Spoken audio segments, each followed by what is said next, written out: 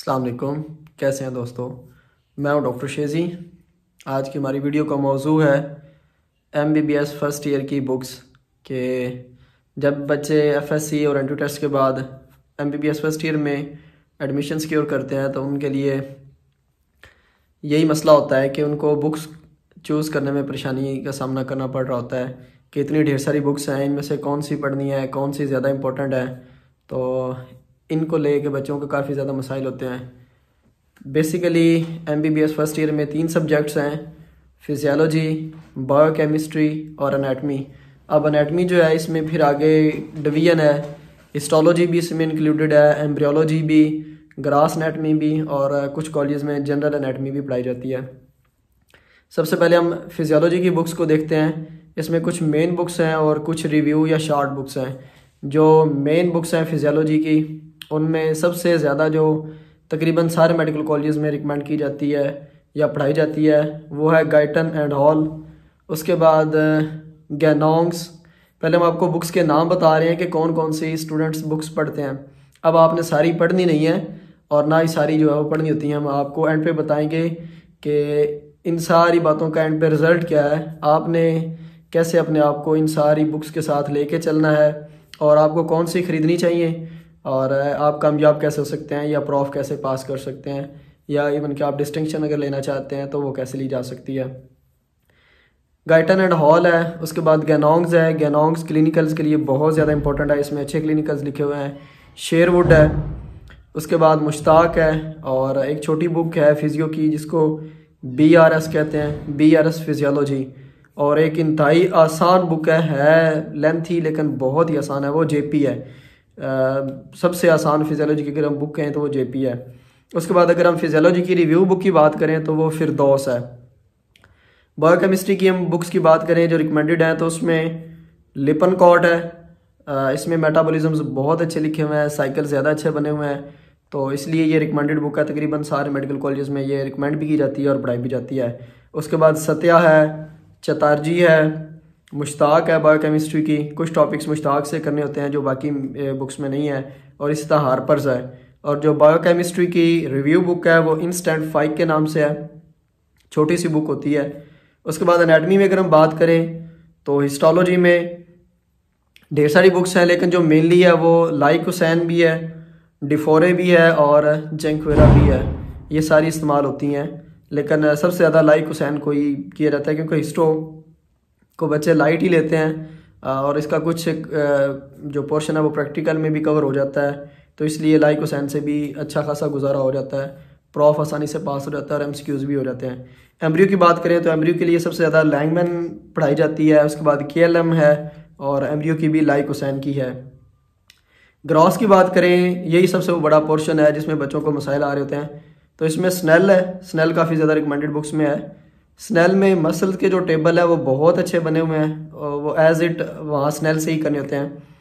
उसके बाद BD है, BD चौरासिया, ये बोन्स के लिए बहुत अच्छी है।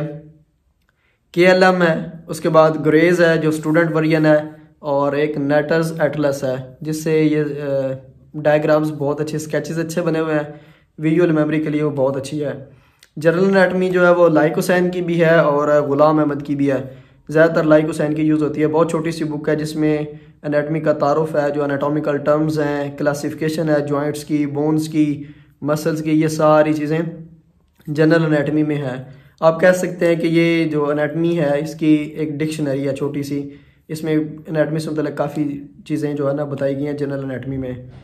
अब इतनी सारी बुक्स में से जो है वो करनी कौन सी हैं, आपके लिए कौन सी ज़्यादा ज़रूरी हैं? तो फिजियो के लिए गाइटन एंड हॉल एनफ है, गाइटन एंड हॉल से सारी चीज़ें हो सकती हैं। बायोकेमिस्ट्री में जो है वो आपको एक से ज़्यादा बुक्स लेनी पड़ेंगी क्योंकि मेटाबॉलिज्म तो सारे लिपनकॉट से हो सकते हैं लेकिन कुछ टॉपिक्स ऐसे हैं जो लिपनकॉट में नहीं है। अगर हम बात करें GIT की तो GIT का टॉपिक जिसमें saliva, pancreatic juice, gastric juice, intestinal juice, ये वाले टॉपिक मुश्ताक के अंदर बहुत अच्छे लिखे हुए हैं। विटामिन्स की बात करें तो विटामिन्स जो है वो उसके अंदर सत्या के अंदर बहुत अच्छे लिखे हुए हैं। सत्या निस्बतन आसान बुक है, लेंथी है लेकिन आसान है। लिपनकॉट बर्ल मेटाबॉलिज्म के लिए सबसे बेस्ट है, तो इसलिए आपको सारी बुक्स खरीदने की ज़रूरत नहीं होती, PDF भी इनके अवेलेबल हैं। इसके अलावा ये है कि टीचर्स की स्लाइड्स भी होती हैं, उनसे भी हेल्प ली जा सकती है। आपको मेन बुक खरीद लेनी चाहिए, जैसे गाइटन खरीद लें, लिपनकॉट ले लें। एनाटमी में स्नेल और बीडी ये दोनों ले लेनी चाहिए, क्योंकि मसल्स सारे स्नेल में बहुत अच्छे टेबल्स बने हुए हैं और बोन्स जो है वो बीडी से अच्छी हो सकती हैं। वैसे इसमें एक और बात ये भी है कि आप ये भी देख लें, एक टॉपिक को स्नेल से करके देख लें और एक को बीडी से। आप दोनों की लैंग्वेज में देख लें कि किसकी लैंग्वेज आपको ज़्यादा आसान लग रही है या कौन सा टॉपिक आप किस बुक से ज़्यादा अच्छी तरह प्रिपेयर कर पा रहे हैं, तो आप उस बुक को आगे कंटिन्यू कर सकते हैं। बाकी एटलस जो है वो विजुअल मेमोरी के लिए बहुत अच्छा है, लेकिन इसके बगैर भी गुजारा हो सकता है अगर बच्चे करना चाहें तो। जिस तरह आजकल एप्लीकेशंस एनाटमी की आ गई हैं, मोबाइल ऐप्स आ गई हैं, तो आप उनसे भी कर सकते हैं। अगर तो आपका एम है कि आपने USMLE करना है, प्लैब करना है या ऑस्ट्रेलियन मेडिकल काउंसिल AMC के लिए अपीयर होना है, तो फिर एक्सक्यूज़ मी, फिर यही कहूँगा कि आप अच्छी बुक्स पढ़ें जो आपको रिकमेंडेड बुक्स हैं, फिर आप शॉर्ट बुक्स पे ना आएँ। फिर आपको जो मेन बुक्स हैं या रिकमेंडेड बुक्स हैं वही फ़ायदा देंगी अल्टीमेटली। शॉर्ट बुक्स जो है वो टेम्परेरी तौर पे तो हो सकता है आपको प्रॉफ पास करवा दें, लेकिन अल्टीमेटली फिर आपको अच्छी बुक्स ही पढ़नी होगी। Excuse me. बाकी इसके अलावा जो है वो प्रैक्टिकल मैनुअल्स भी हैं, वो एनाटमी के में हिस्ट्रो का होता है और साथ स्केच कापी है जिस पे स्केचेस ड्रॉ करने होते हैं। ये डिफरेंट हैं, डिफरेंट मेडिकल कॉलेजेस में डिफरेंट ऑथर्स की इस्तेमाल होती हैं, बायोकेम का भी इसी तरह और फिजियो का भी। उसके अलावा जो इम्पोर्टेंट चीज़ है जो आपने पूरा साल अपने लिए जिसका आपको at the end of the year फ़ायदा होगा, वो ये है कि आप अपने नोट्स बनाएं। बेशक डिफरेंट बुक्स आपने भी पढ़ी हैं, तो अगर आपने नोट्स कंपाइल किए हैं तो वो साल के एंड पे आपको बहुत फ़ायदा देंगे, क्योंकि प्रॉफ में इतना टाइम नहीं होता कि आप गाइटन को, लिपनकॉट को, स्नेल या बीडी को रिवाइज़ कर सकें, इतना ज़्यादा टाइम नहीं मिलता। उस वक्त जो सबसे ज़्यादा अहम चीज़ जो आपको फ़ायदा दे सकती है वो आपके नोट्स हैं। सबसे ज़्यादा इंपॉर्टेंट है कि आप अपने नोट्स बनाएं। अगर आप नोट्स बनाने की आदत नहीं है तो आप स्टिकी नोट्स लें और उनको अपनी बुक के ऊपर पेस्ट करते रहें जो भी आपने इंपॉर्टेंट इन्फॉर्मेशन लिखनी है। बाकी ड्यूरिंग द ईयर आप अच्छी बुक्स पढ़ें तो उनको एक दफ़ा रीड कर लें, उनमें से जो इंपॉर्टेंट चीज़ें हैं उनको हाईलाइट कर लें, ताकि आपको एंड पे पता हो कि ये चीज़ें मेन फोकस वाली हैं, इनको ही करना है, फिर सारी बुक को दोबारा से नहीं पढ़ना। पास पेपर ज़रूर करें। आप जिस भी यूनिवर्सिटी के स्टूडेंट हैं आप पास पेपर्स लें और पास पेपर को स्टार्ट ऑफ द ईयर में ही लें, ताकि आपको अंदाज़ा हो जाए कि पेपर में कौन से क्वेश्चंस आते हैं, कौन से इंपॉर्टेंट है। और सबसे अहम बात कि अपने सीनियर से रहनुमाई ज़रूर लें, जो भी आपके इमीडिएट सीनियर्स हैं। अगर आप फर्स्ट ईयर में जा रहे हैं तो आपके जो सेकंड ईयर वाले सीनियर्स हैं उनसे आप ज़रूर रहनुमाई लें, वो आपको बहुत अच्छी तरह गाइड कर सकते हैं कि क्या चीज़ें इंपॉर्टेंट हैं, क्या पढ़नी है और किस तरह से इनको करना है। उसके बाद ये है कि आप ग्रुप स्टडी करें। आप स्टडी के लिए अपना एक ग्रुप बना लें, उसमें टॉपिक को डिवाइड कर लें और जो बंदा एक टॉपिक तैयार कर ले वो सारे दूसरे लोगों को करवा दे। सबसे ज़्यादा जो इफ़ेक्टिव यहाँ MBBS में है पढ़ने के हिसाब से वो ये है कि आप ग्रुप स्टडी करें, उससे आपको बड़ा फ़ायदा होगा।